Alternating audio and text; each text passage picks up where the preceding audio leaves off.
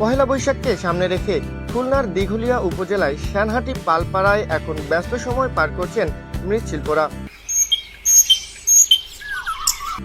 দক্ষ হাতে তৈরি হচ্ছে মাটির খেলনা, পুতুল, ব্যাংক ও নানা শোপিস। চাকা ঘোরানো, শুকানো ও রঙের কাজে পুরুষদের পাশাপাশি নারীরাও অংশ নিচ্ছেন। এগুলো হচ্ছে কেন পুরায় রাখা হয়েছে, এখনো রং করা হয়নি। এটা বিভিন্ন যে কুমড়োর যে কালার, কাঁঠালের যে কালার, রং করলে এগুলো দেখতে আরো সুন্দর লাগছে। এক সময় প্রায় প্রতিটি পরিবার এই পেশায় জড়িত থাকলেও এখন সেই সংখ্যা অনেকটাই কমে এসেছে। বাজারের চাহিদা ও বিক্রি কমে যাওয়ায় অনেকেই পেশা বদল করেছেন।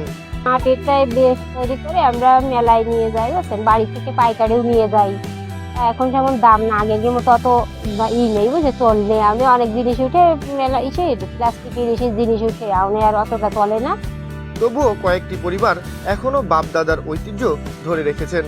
আমাদের মনে করেন মাটি আনতে হবে, মাটি টাটি আনিয়ে ঠিকভাবে মাটি দিয়ে যায়, আনিয়ে ঠিক কাটিয়ে কুটিয়ে বাড়ি ওরা দিয়ে যায়, তাতে ওদের টাকাটুকু দিয়ে আমাদের আর থাকে না। এরপরে মাল বানাইয়ে রঙের অতিরিক্ত দাম, রং কিনতে হয়, কাঠ কিনতে হয়, কিনিয়ে পোড়াইয়ে যে দামে বেচা কিনা করি তাতে বাঁচিয়ে থাকা যায় না, খুব কঠিন। এখন করবো কি, এখন আমাদের তো এটা পেশা, বাপ দাদা করে গেছে, সেইভাবে আমরাও করে যাচ্ছি।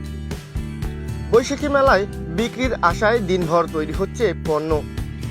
স্থানীয়দের মতে সরকারি সহায়তা ও বাজারের সম্প্রসারণ হলে হারিয়ে যেতে বসা এই ঐতিহ্যবাহী শিল্প আবারও ফিরে পেতে পারে নতুন প্রাণ।